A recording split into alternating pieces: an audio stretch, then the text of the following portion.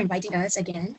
Sure. I'm Sook Chan. I'm from Reach Out. We're a youth-led initiative supporting mental health awareness and also campaigning for it to be not a taboo in this country. So that's basically it. I am currently studying now. I'm a psychology degree student. Most of our teammates are as well. So yeah, that's basically it. Okay. So basically, Ms Sook Chan, what is mental health about? Like, how do you define a mental health thing? Hold on, yeah. Sure. Can you still hear me? Yes, I still can hear you. Okay, because it's lagging on my screen. Hold on, yeah. Okay. Okay, so your question was, what is mental health actually, right? Yes. So basically, mental health is a combination of emotional, behavioral, and cognitive elements in a person. So what it basically means is that it's a balance between all these elements, which helps to sort of improve your well-being and determines your mental well-being. So that is basically mental health.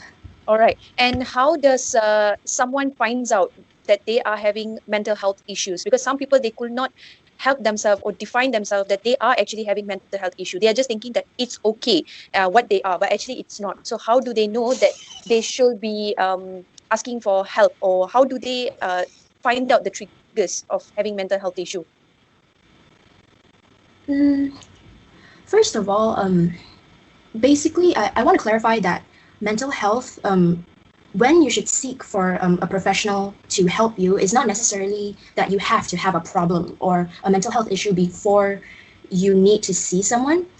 Okay. Basically, it's just if you need help in any sort. It could be maybe you have a goal which you want to achieve, but you find that, oh, there's always this blockage that you come across, like, oh, you always tend to procrastinate, or that you always have these cognitive like distortions, like you don't believe in yourself, you always blame yourself for not achieving that, and it kind of hinders you from going about achieving your goal. And that's one of the problems that you could ask help from a therapist or a counselor and stuff like that. So I want to clarify that this is possible, and it's not necessarily that you have to have a mental health issue or that you have symptoms that might lead to you finding help. So that's one thing I have to clarify.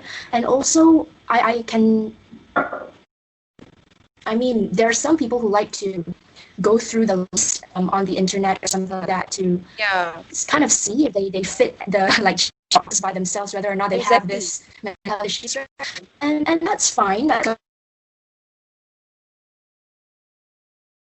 but it's also important. There are many to note that there are many elements to confirm whether or not you have some of the or this mental health issue before you to have elements such as that you have suffered from these symptoms and your family history, medical history, whether or not these symptoms are present in more than one setting. Like, is it present only in work, at home, or around certain people, or like that, or a certain point in your life? So there are many aspects that we can look into. Are not something that you have to self-diagnose. It's to be something that a mental health professional does. So yeah, I would strongly suggest someone to not self-diagnose. You looking for help and have them figure out whether or not you have a specific mental health issues. Yeah. All right. And also, I have some questions from people. They do not understand. Like, some people say they have depression, some they say they have anxiety, some they do say that they have panic attacks. Actually, what is the difference between all this panic attack, anxiety, and depression? Basically, this is the main three things that I have been receiving, and they are just confused. Like, what is depression? What is anxiety? What is panic attack? So, can you explain briefly about what is this three especially main about?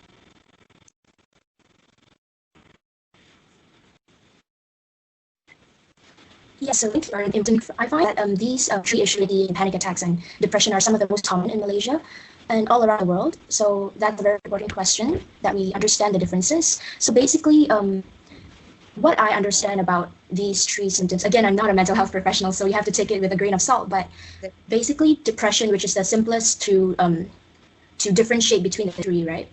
Depression,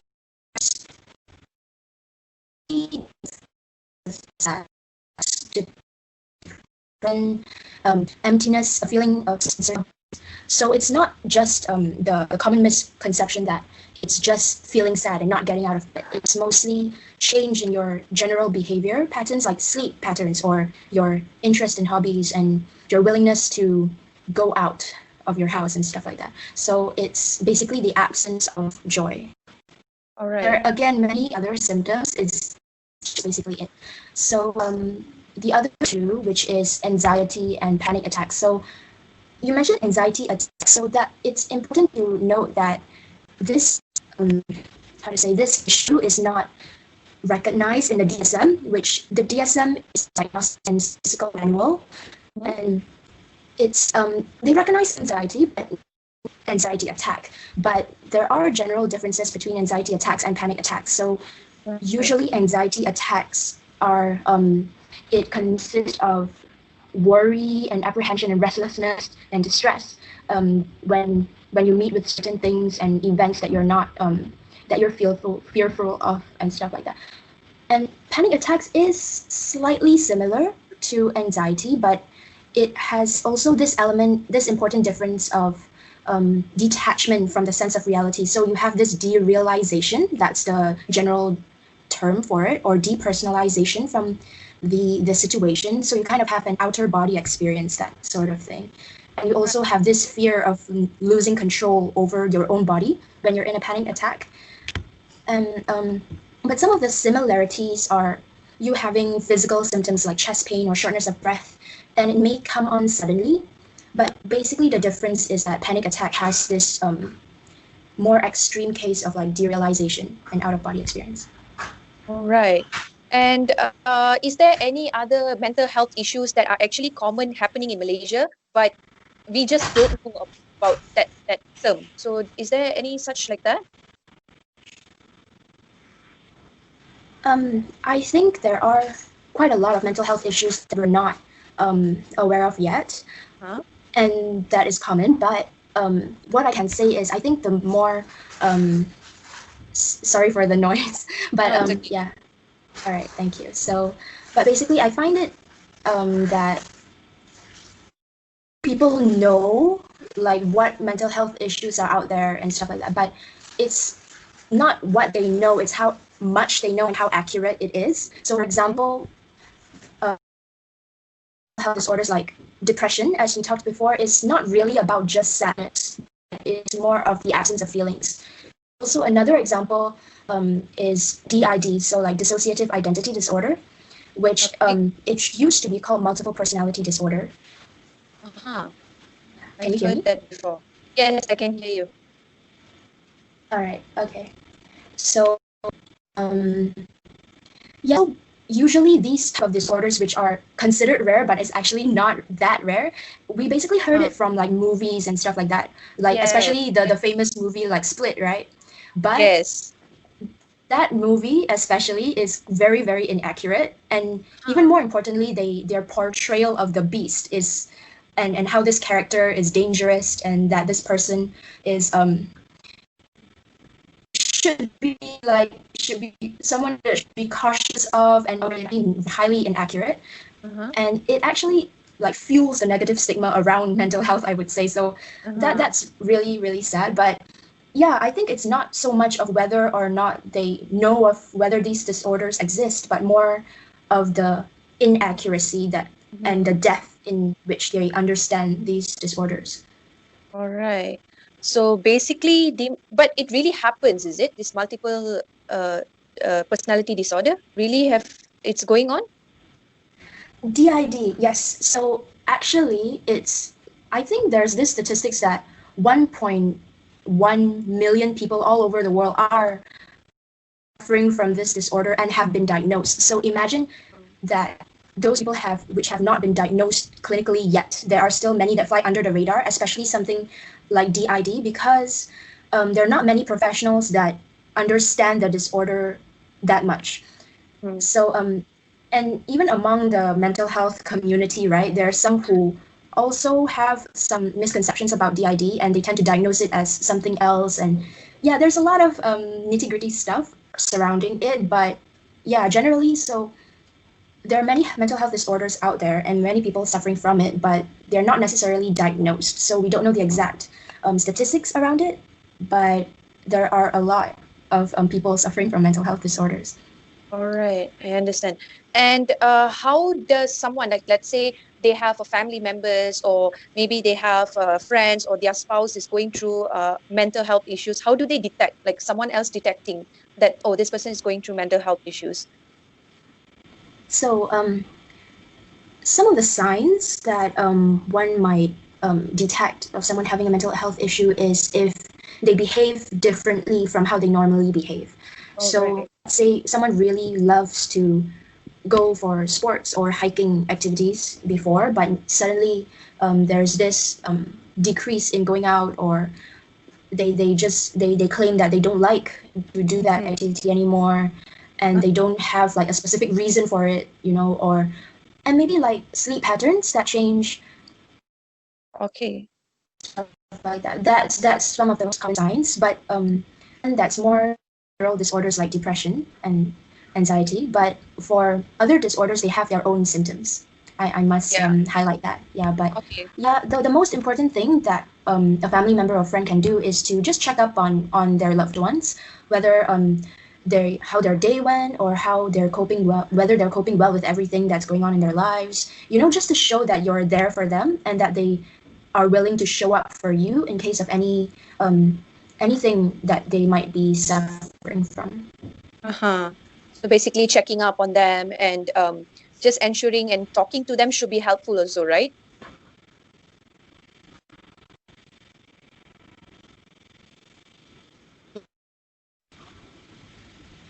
So yeah, I think you have covered the part of how they can help.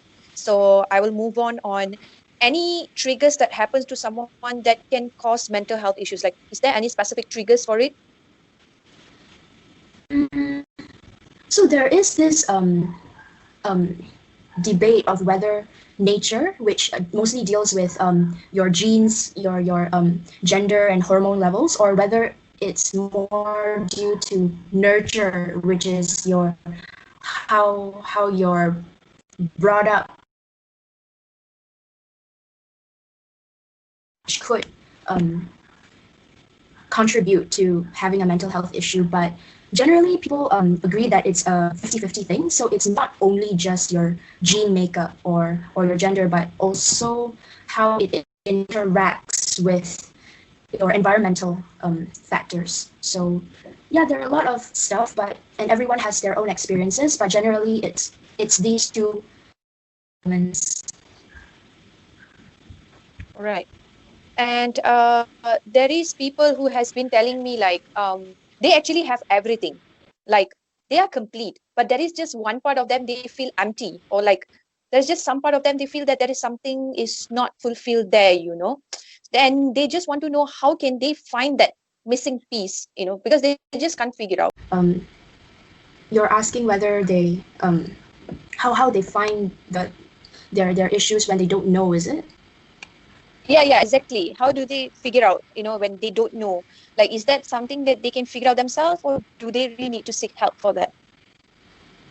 If you find that that you don't need help, then it's fine.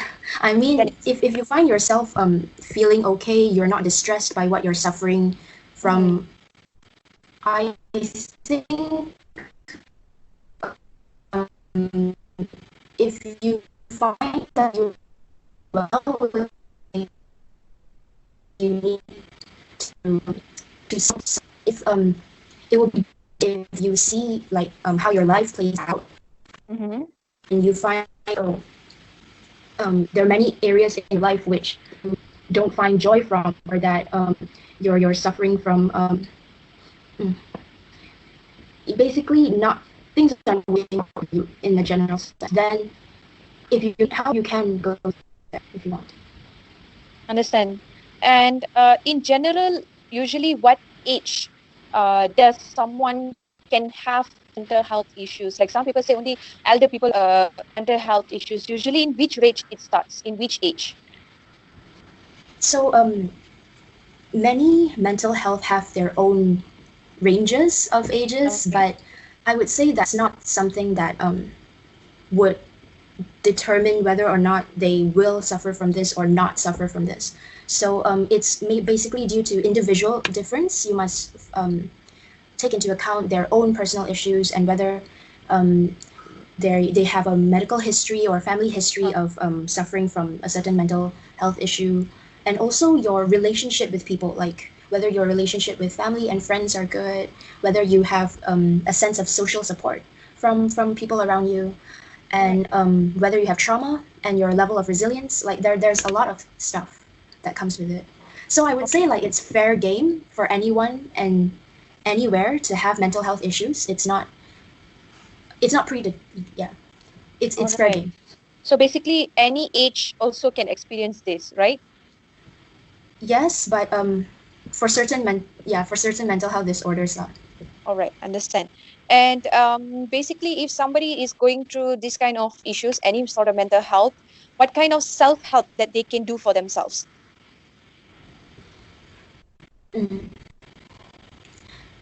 So self-help, I would say, has a lot to do with your own mindset. So you have to accept that this is the challenge that you've been given in life, and just treat just that you have. So you have to face it head on. You have to know that you're not defined by your issue. So it's making the most of what you have. For example, if you have a goal life that you want to achieve, let this mental health issue be something that achieve. Go ahead and do it. Don't let it set you back from clarity. Let people who have similar situations around you and professionals that could support you. So reach out, seek out help, and yeah, you're not alone when you're having a mental health issue. All right. And basically, some people are confused about what is psychiatric and what is psychologist and what is counselors. Like, are they the same, or how, they just don't understand the difference of this tree, basically. Yes. There are many overlaps. So basically, a psychiatrist is a medical doctor who specializes in psychiatry. So they have to have a medical degree before they pursue psychiatry.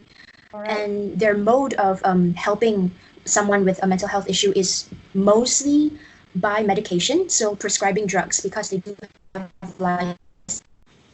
All right, sure, no problem. Okay, so a psychiatrist is basically someone with a medical degree who specializes in psychiatry. So this person can diagnose and also prescribe medication for you.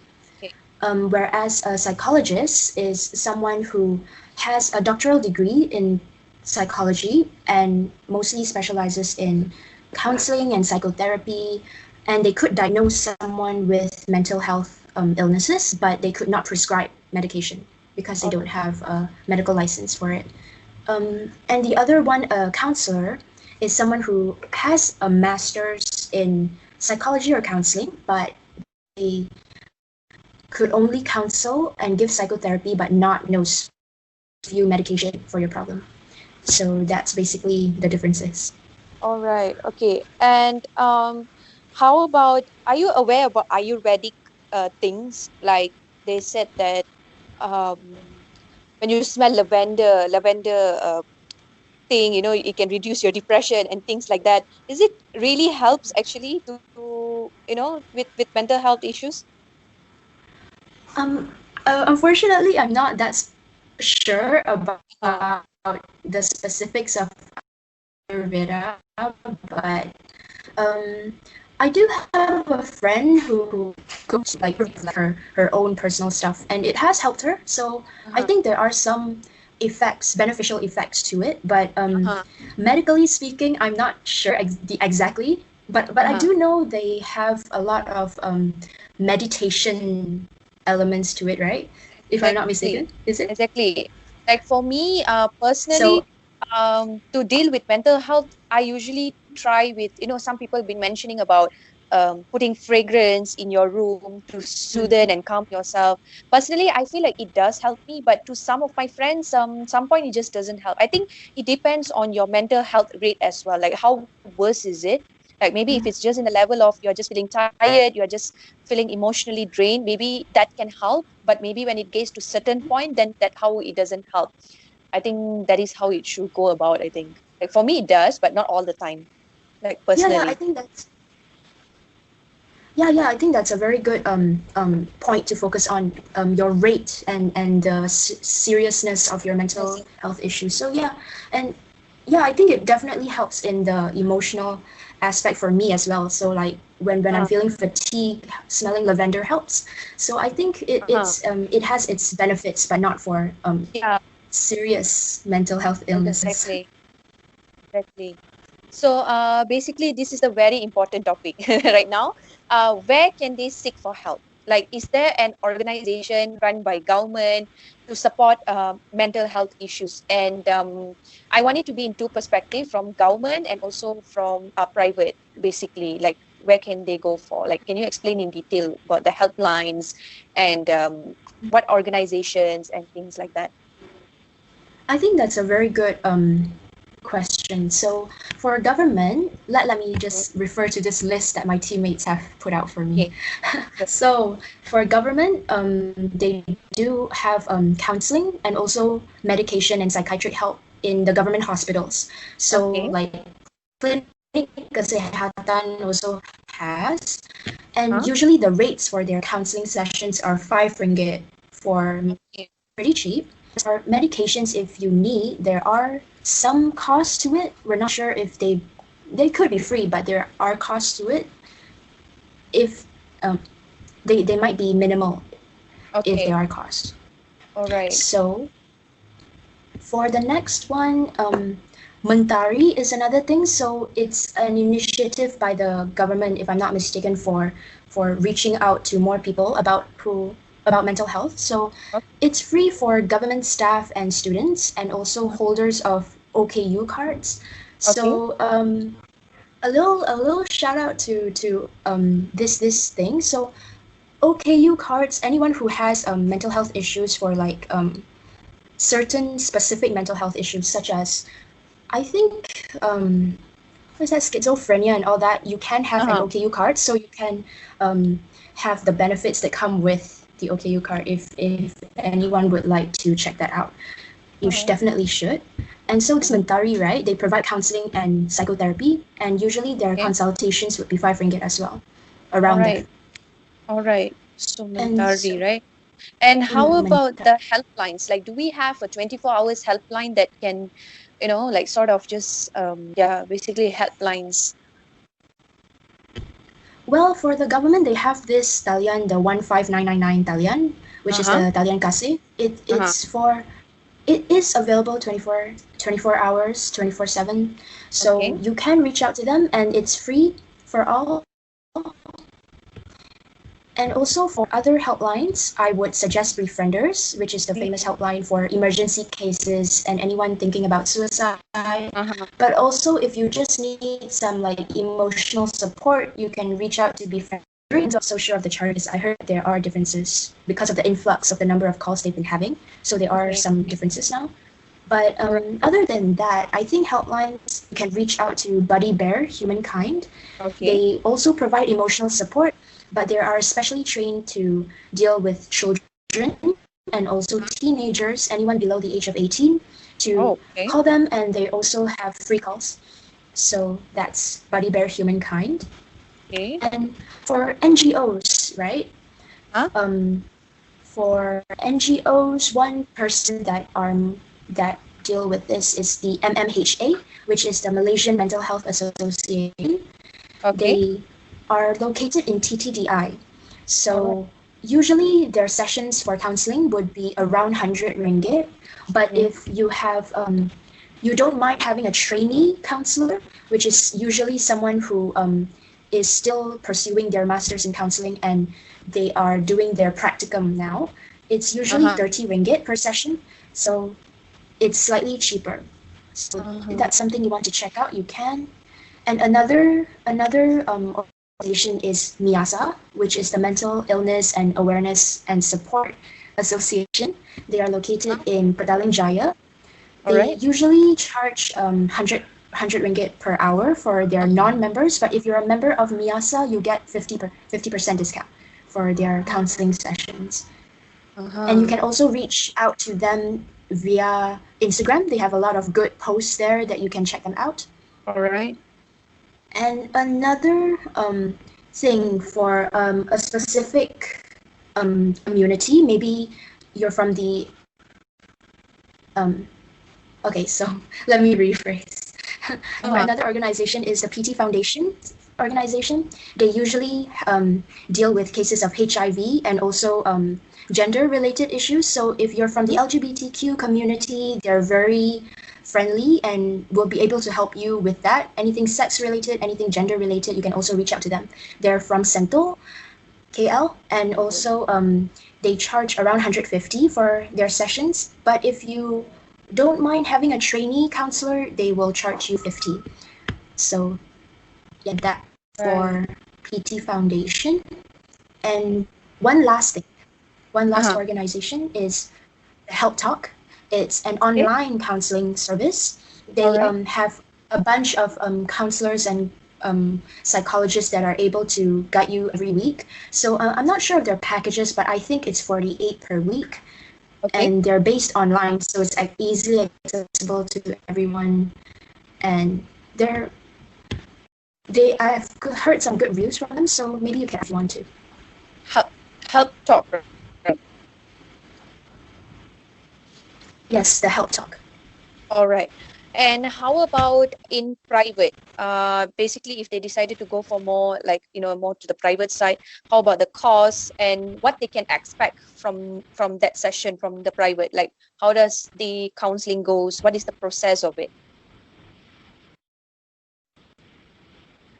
I'm not that sure about private ones. Okay, so I know of like the Mind faculty.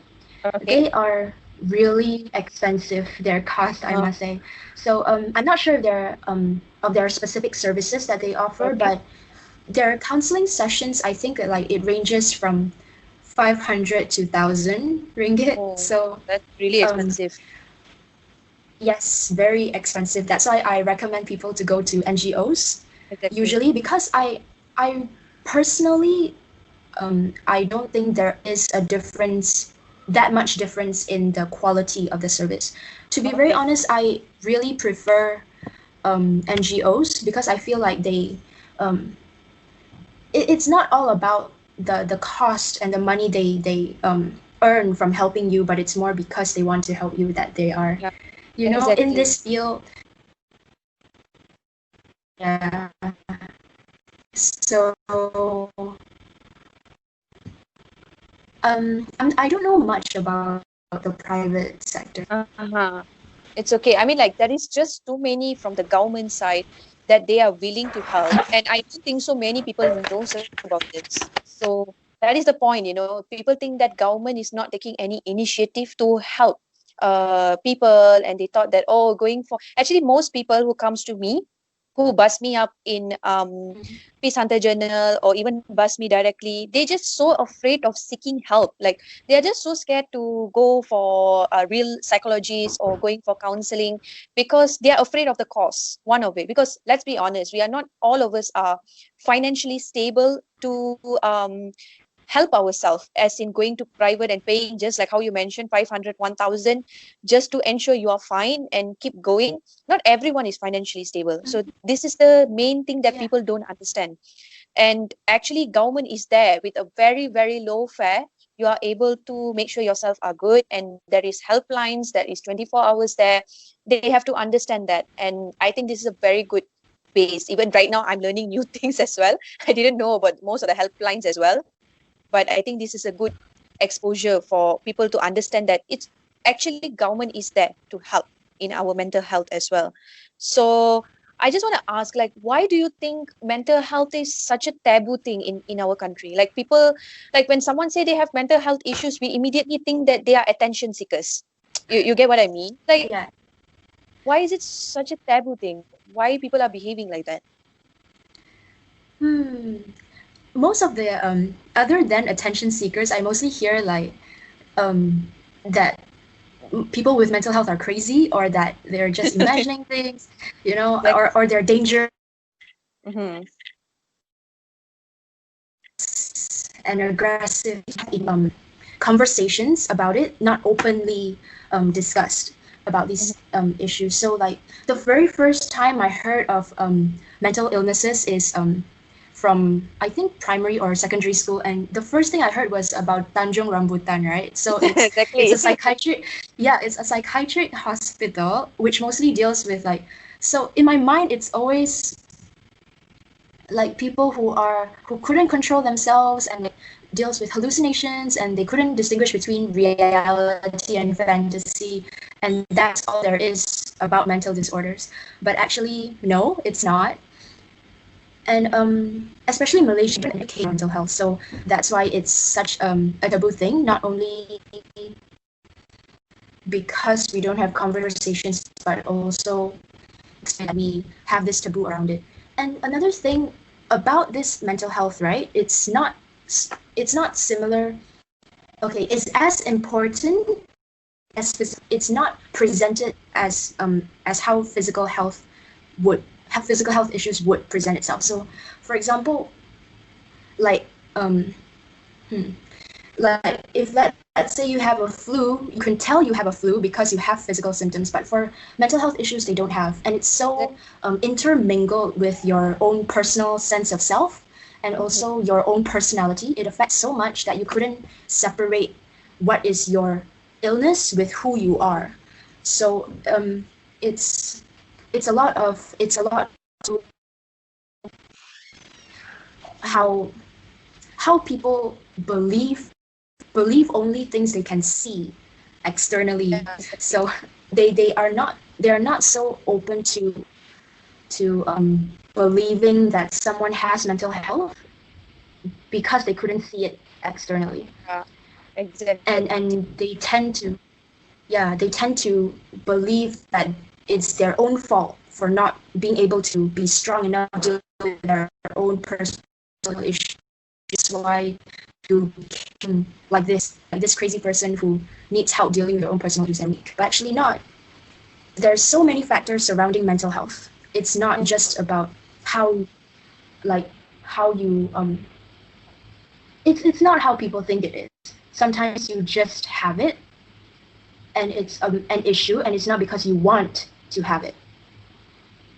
Yeah, exactly.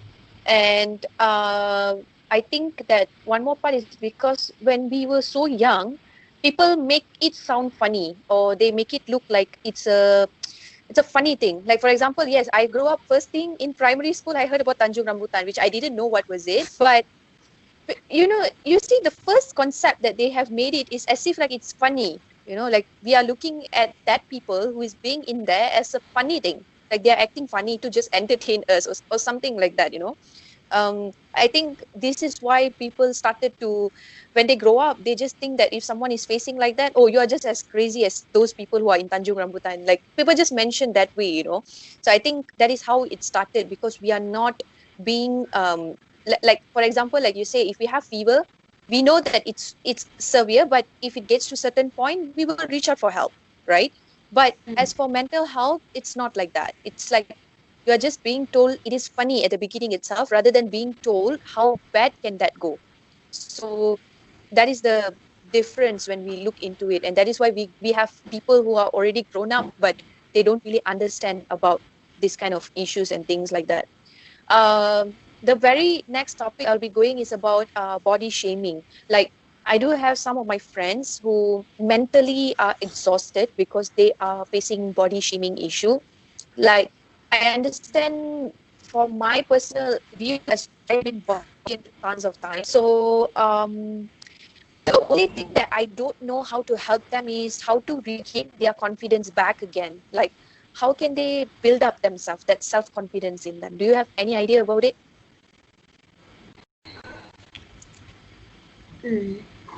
I think especially for females, I wouldn't disregard males, but I would say females deal with a lot of body shaming because because there's this expectation that we have to look a certain way to feel a certain way, like to feel beautiful and to be worth something. And that's simply not true. That's so sad that we still have this mentality that we compare ourselves to other people to feel good about ourselves, which is not true. Yeah. So one thing about self-confidence, I feel that it's really it's your own something that you have to deal on your own. So you have to control your own mind, as in do not try. It's easy to fall into the trap of comparing yourself to other people, but you have to look at yourself and think what are the goals that you have, what are the skills that you want to improve on, what is the kind of life that you want to have, and keep improving yourself and reaching that goal from there. Don't compare yourself to how other people have achieved their life or how they seem to be feeling happier or whatever they post on Instagram. You know, like social media is another place where we usually compare how we look, because what is presented on social media might not be how they feel every other day. You know, they only show the times where they feel beautiful, the highlights of their life. It's not the real representation of how their lives are. So you could not just it's really unfair for you to compare yourself to someone else when you don't know exactly how they're living their lives. Exactly. And also another thing, there's one very profound idea from. She tells us that how you spend your time equals how you value yourself. So it also stems from the idea that from Tony Robbins, which is emotion follows. So what it means is feelings follow behavior. So to feel a certain way, you have to act a certain way. You have to go out there. You have to prove to yourself that you are worth it, that you continue to challenge yourself and do things that you thought you couldn't do, but you try anyway. You try to improve yourself, your skills, and achieve your goals to show yourself that you can do this, that you are good enough. You don't have to be someone else. Yeah. So that's true. And just do things that you can be proud of yourself. Yeah, exactly. Like finding a reason that you are actually good, like you are more than what people are saying, that to break that point of view. And how can they stand firm against people who are body shaming them? Like when someone body shame them, is it good for them to just immediately respond to them, or how should it go about? I find this question very interesting, and I'm glad you brought it up. So my view on this might not be the answer someone is looking for, but personally, I believe that hurt people, you know? Exactly. So sometimes when people hurt you with their behavior, it's how they feel about the world for their own branding and of their own feelings. So I would say try not to take their words and actions as you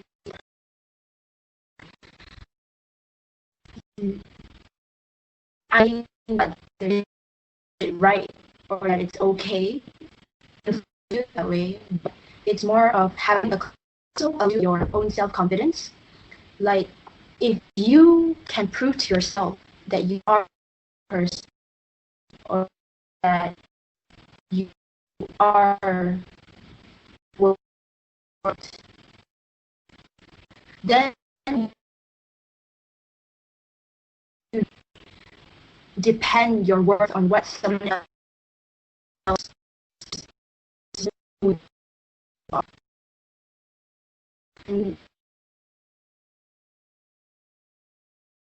Dear, the video is stucking back again. Mainly efforts, but it's more so that you don't hold. Oh, okay. Can you hear me now? Okay, better. Okay. So basically, yeah, you can continue. Okay. So, Huh. yeah. So, I would say just being a person. Mm-hmm. So basically, the criticism happens when, you know, one feels hurt, you know, but actually they are facing that thing on themselves, but they just trying to find someone that can be compatible to them. And I think I always believe in people who body shame someone else is more of like they are actually struggling within themselves. There's something that they cannot accept in them and they expect people to be in certain way. As for me, I don't know if this is a right way of expressing, but I think that yeah, what you said was right, not to take it too deep in you about how people say. When someone says something like that, the mind of that, oh, there is something that they are not satisfied on themselves. It should be immediately coming in your mind, you know. And in a way of also, I think the activities that you mentioned, right, like figuring out something that you can like about you or doing something that is more, I think it should be really, really helpful. I hope, you know, people who are going to watch this, they can get that point immediately. So what is the message that you would like to reach out to all the mental health warriors, also to the society on how they should look into mental health issues? First of all, I really love the term mental health warriors. I really love it. So, Actually, I didn't know. I didn't know how to express this term, like people who are facing mental health. I don't want to say that they are patient or they are sick or something like that. I have to say, as a personal view, myself being in mental health issues like till today, I have to say people who are facing this and they still want to face tomorrow in being alive. I tell you, that is a struggle. So I would say they are warriors. I tell you honestly. So that is why I came up with the term of mental health warriors. Actually, I don't know how to put it in term, but I believe every mental health battlers, they are warriors. So that is how I started up with the terms.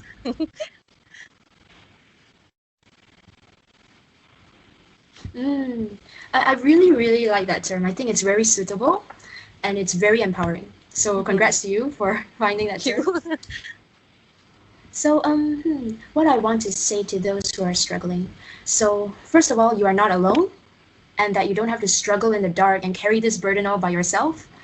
And also, just reach out and tell someone, because as Brene Brown said, she's a famous like psychologist, right? She shame thrives in secrecy. So if you're shameful about something and you struggle to cover it up, it only makes it worse.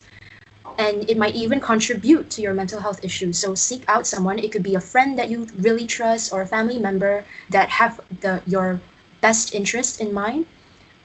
But if you want like privacy or someone who can guide you better in this mental health condition, you can reach out to a professional. Anything that you're comfortable with, just reach out.